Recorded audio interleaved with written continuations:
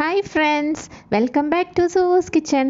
നമ്മളിന്ന് ചെയ്യുന്നത് ഒരു സ്പെഷ്യൽ ഫ്രൂട്ട് പായസമാണ് കേട്ടോ. ശിവരാത്രി സ്പെഷ്യൽ ആയിട്ടുള്ള ഒരു ഫ്രൂട്ട് പായസമാണിത്. ഇത് ഉണ്ടാക്കാൻ വളരെ ഈസിയാണ്, അതുപോലെ തന്നെ വളരെ ടേസ്റ്റിയുമായിട്ടുള്ള ഈ ഒരു സ്പെഷ്യൽ പായസം എങ്ങനെയാണ് ചെയ്യുന്നതെന്ന് നോക്കാം. ശിവരാത്രി സ്പെഷ്യലായിട്ടുള്ള ഫ്രൂട്ട് പായസം എങ്ങനെയാണ് തയ്യാറാക്കുന്നതെന്ന് നോക്കാം. അതിന് വേണ്ടി 1 ടേബിൾ സ്പൂൺ പച്ചരിയാണ് ഞാനിവിടെ എടുത്തിട്ടുള്ളത്. അതായത് റോ റൈസ് എന്ന് പറയില്ലേ, ആ അരി കേട്ടോ. അതായത് പച്ചരി നന്നായിട്ട് വാഷ് ചെയ്ത് അരമണിക്കൂറായിട്ട് വെള്ളത്തിൽ കുതിർത്ത് വെച്ചിട്ടുള്ളതാണ്. അതിൻ്റെ കൂടെ 3 ഏലക്കായും കൂടി ഞാൻ ഇട്ട് വെച്ചിട്ടുണ്ട്. അപ്പോൾ ഇത് ഇങ്ങനെ ഇരിക്കട്ടെ. ഇതിൻ്റെ ഒപ്പം തന്നെ ഒരു 10 കാഷ്യൂനട്ടും അതുപോലെ ഒരു 10 ബദാമും കൂടെ വെള്ളത്തിൽ ഇങ്ങനെ ഇട്ട് വെച്ചിട്ടുണ്ട് അരമണിക്കൂറായിട്ട് കേട്ടോ.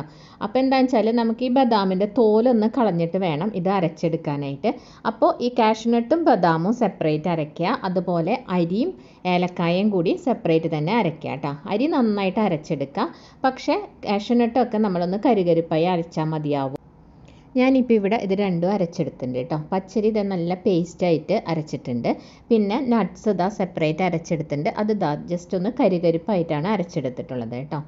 അപ്പോൾ ഇനി നമുക്ക് ഇതിലേക്ക് ആവശ്യമുള്ള പാലൊന്ന് തിളപ്പിക്കാൻ അടുപ്പിൽ വയ്ക്കാം. പാല് തിളപ്പിക്കാനായി ഞാനപ്പോൾ ഒരു സോസ് പാൻ എടുത്തിട്ടുണ്ട് കേട്ടോ. ഇതിലേക്ക് 1 ലിറ്റർ മിൽക്ക് ഒഴിച്ചു കൊടുക്കുകയാണ്. അതായത് ഇത് ഫ്രഷ് മിൽക്കാണ്.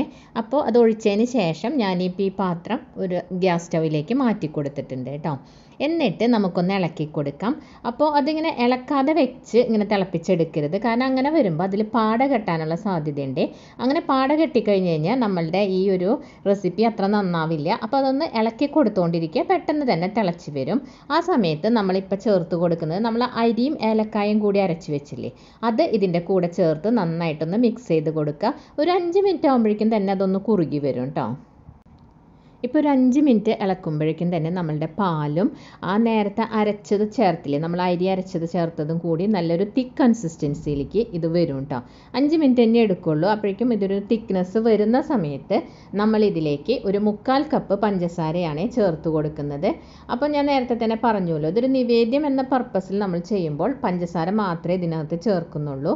നേരെ മറിച്ച് നമ്മളുടെ വീട്ടിൽ ഒരു ഡെസേർട്ടായി ചെയ്യുകയാണെങ്കിൽ ഒരു 1/4 കപ്പ് കണ്ടൻസ് മിൽക്കും 1/2 കപ്പ് പഞ്ചസാരയും കൂടെ ചേർത്ത് കഴിഞ്ഞാൽ കുറച്ചും കൂടി ടേസ്റ്റി ആയിരിക്കും കേട്ടോ. അതോടൊപ്പം തന്നെ അതിൻ്റെ ആ മധുരം കോമ്പൻസേറ്റ് ചെയ്യാൻ നിങ്ങൾക്കൊരു നുള്ളു ഉപ്പും കൂടെ ചേർത്ത് കൊടുക്കാം. ഞാനിപ്പോൾ ഇവിടെ ഉപ്പൊന്നും ചേർക്കുന്നില്ല കേട്ടോ. അപ്പോൾ ഇതിപ്പം പഞ്ചസാര ചേർത്ത് കഴിഞ്ഞാൽ വീണ്ടും ഈ പാലൊന്ന് ലൂസായിട്ട് വരും. അപ്പോൾ ഒരു 3-4 മിനിറ്റും കൂടി നമ്മളൊന്ന് നന്നായിട്ട് ഇളക്കി കൊടുത്ത് ആകുമ്പോഴേക്കും തന്നെ വീണ്ടും അതൊരു തിക്നെസ്സിലേക്ക് വരും കേട്ടോ. ആ ഒരു തിക്നെസ് കൺസിസ്റ്റൻസിയിൽ നമുക്ക് നട്ട്സ് അരച്ചത് ചേർക്കാം. പാലിൻ്റെ മിക്സ് ഒന്ന് തിക്കായി വന്നപ്പോൾ ഞാൻ ഇതിലേക്ക് നട്ട്സ് അരച്ചതാണ് ചേർത്ത് കൊടുക്കുന്നത് കേട്ടോ. അപ്പോൾ ഞാൻ പറഞ്ഞില്ലേ കരികരിപ്പായി അരയ്ക്കണത്, ഇതാ കണ്ടോ, ഇതിൽ കണ്ടോ കുഞ്ഞു കുഞ്ഞു കഷ്ണം പോലെയൊക്കെ എടുക്കുന്നത്. ഇങ്ങനെ കരികരിപ്പായി ഇതിലേക്ക് എടുക്കുമ്പോഴാണ് നമ്മളുടെ ഈ ഒരു റെസിപ്പിയിൽ കൂടുതൽ ടേസ്റ്റ് കൊടുക്കുക കഴിക്കുന്ന സമയത്ത് കേട്ടോ. ഇപ്പോൾ ഇതാ നമ്മൾ നട്ട്സ് ചേർത്തതിന് ശേഷം ജസ്റ്റ് ഇങ്ങനെ ബബിൾസ് വന്നു തുടങ്ങിയിട്ടുണ്ട് കേട്ടോ. ഈ സമയത്ത് നമുക്കിതിൻ്റെ തീ ഓഫ് ചെയ്തിട്ട് ഇതൊന്ന് തണുക്കാൻ വേണ്ടി മാറ്റി വയ്ക്കാം. ഞാനപ്പോൾ നമ്മളുടെ ആ പാലിൻ്റെ മിക്സ് വേറൊരു ബൗളിലേക്ക് മാറ്റി കൊടുക്കുകയാണ് കേട്ടോ. എന്നിട്ട് ഇതൊന്ന് കംപ്ലീറ്റ് ആയിട്ട് നന്നായിട്ടൊന്ന് തണുത്ത് വരട്ടെ. നമ്മളപ്പോൾ തണുക്കാൻ വേണ്ടി മാറ്റി വെച്ച ആ പാൽ ഇപ്പോൾ നന്നായിട്ട് തണുത്ത് അതിൻ്റെ തിക്നെസ് നോക്കൂ, കണ്ടോ, ഇതാണ് ഇതിൻ്റെ ഒരു കറക്റ്റ് തിക്നെസ് കേട്ടോ. അപ്പോൾ നമുക്കിപ്പോൾ കറക്റ്റായിട്ട് കിട്ടിയിട്ടുണ്ട്. നമ്മൾ ഉണ്ടാക്കുന്നത് ഇപ്പോൾ ഫ്രൂട്ട് പായസമാണല്ലോ, അപ്പോൾ അതിന് വേണ്ടിയിട്ടുള്ള ഫ്രൂട്ട്സാണ് എടുത്ത് വെച്ചിട്ടുള്ളത്. ഇത് 1/2 കപ്പ് മാങ്ങ, പഴുത്ത മാങ്ങ കട്ട് ചെയ്തതാണ്.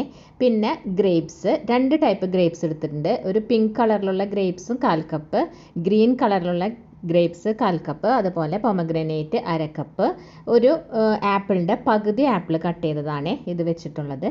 ഇത്രയാണ് ഞാൻ ഫ്രൂട്ട്സ് എടുത്തിട്ടുള്ളത്. നമ്മൾ എടുത്ത് വെച്ച ഫ്രൂട്ട്സ് ഓരോന്നായിട്ട് ചേർത്ത് കൊടുക്കാം. അപ്പോൾ ആദ്യം തന്നെ മാംഗോ കട്ട് ചെയ്തത്, അതുപോലെ പിങ്ക് ഗ്രേപ്സ് കട്ട് ചെയ്തത്, അതിനുശേഷം പൊമഗ്രനേറ്റ് ഇട്ട് കൊടുക്കാം, ശേഷം ആപ്പിൾ കട്ട് ചെയ്തത്, പിന്നെ നമ്മൾ ആ ഗ്രീൻ ഗ്രേപ്സ് കട്ട് ചെയ്തതും കൂടി ഇട്ട് കൊടുക്കാം കേട്ടോ. അപ്പം നമ്മൾ ഇട്ട് കൊടുത്ത ഫ്രൂട്ട്സും ആ പാലിൻ്റെ മിക്സും എല്ലാം കൂടിയിട്ട് ഇതൊന്ന് നന്നായിട്ടൊന്ന് മിക്സ് ചെയ്ത് കൊടുക്കാം കേട്ടോ. ഇതാ നോക്കൂ, ഞാനിവിടെ നന്നായിട്ട് ഇത് മിക്സ് ചെയ്തിട്ടുണ്ട്. അപ്പം നമ്മളുടെ സ്പെഷ്യൽ ഫ്രൂട്ട് പായസം ഇവിടെ റെഡി ആയിട്ടുണ്ട്. അപ്പോൾ ഇതൊന്ന് സെർവിങ് ബൗളിലേക്ക് മാറ്റി നോക്കാം. ഞാനപ്പോൾ നമ്മളുടെ ഫ്രൂട്ട് പായസം ഒരു സെർവിങ് ബൗളിലേക്ക് മാറ്റി കൊടുക്കുകയാണ് കേട്ടോ. അപ്പോൾ നോക്കൂ, അതിൻ്റെ തിക്നെസ് ഒക്കെ കണ്ടോ, കറക്റ്റായിട്ട് കിട്ടിയിട്ടുണ്ട്. നല്ല സൂപ്പർ ടേസ്റ്റി ആയിട്ടുള്ള ഒരു ഡെസേർട്ടും കൂടിയാണ് ഇത് കേട്ടോ. എല്ലാവരും നിങ്ങൾ ഇതുവരെ ഇതൊന്ന് ട്രൈ ചെയ്ത് നോക്കിയിട്ടില്ലെങ്കിൽ ഒന്ന് ട്രൈ ചെയ്ത് നോക്കൂ. എന്നിട്ട് നിങ്ങളുടെ അഭിപ്രായങ്ങൾ കമൻറ്റ് ചെയ്യാനും അതുപോലെ തന്നെ ഇഷ്ടപ്പെട്ടാൽ ലൈക്ക് ചെയ്യാനും സബ്സ്ക്രൈബ് ചെയ്യാനും മറക്കരുത് കേട്ടോ. അപ്പോൾ അടുത്ത ഒരു അടിപൊളി വീഡിയോയുമായി കാണുന്നവരേക്കും ബൈ. താങ്ക്സ് ഫോർ വാച്ചിങ് സുവൂസ് കിച്ചൺ.